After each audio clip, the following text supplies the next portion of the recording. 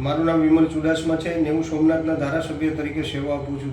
ત્યારે વેરાવળ પાટણ ભીડિયા સંયુક્ત નગરપાલિકામાં ઘણા સમયથી અરજદારો ત્યાંના રહેતા લોકો ખૂબ મોટા પાયે ફરિયાદો કરતા. તેમના વિસ્તારમાં ગટર પાણી, લાઇટ, રોડ રસ્તાની ખૂબ મોટા પાયે ફરિયાદો રહેતી 1 થી 11 વોર્ડમાં.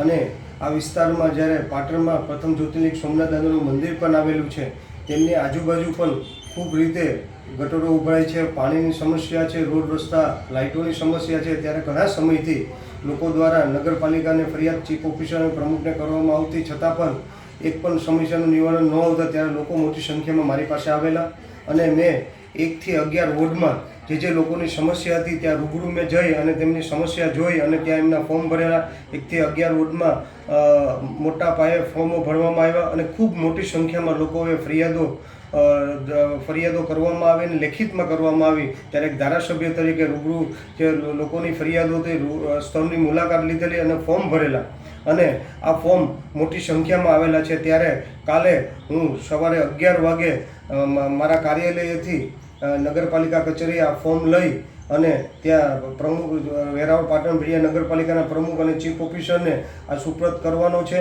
અને તાત્કાલિક ધોરણે લોકોને નિવારણ લાવવા માટેનો એમને પત્ર લખવાનો છે. જો તાત્કાલિક ધોરણે કામ નહીં કરવામાં આવે તો દર મહિને સંકલનની meeting regional commission Bhavnagar zone નીચે થતી હોય તો ત્યાં આની ઝેરોક્ષના પોટલા લઈને જવાનો છે. છતાં પણ જો કામગીરી નહીં કરવામાં આવે તો કમિશનર શ્રી ગાંધીનગર પાસે જવાનું છે. એના બાદ તોય પણ કામ કરવામાં નહીં આવે તો 16 તારીખથી વિધાનસભાનું સત્ર ચાલુ થવાનું છે.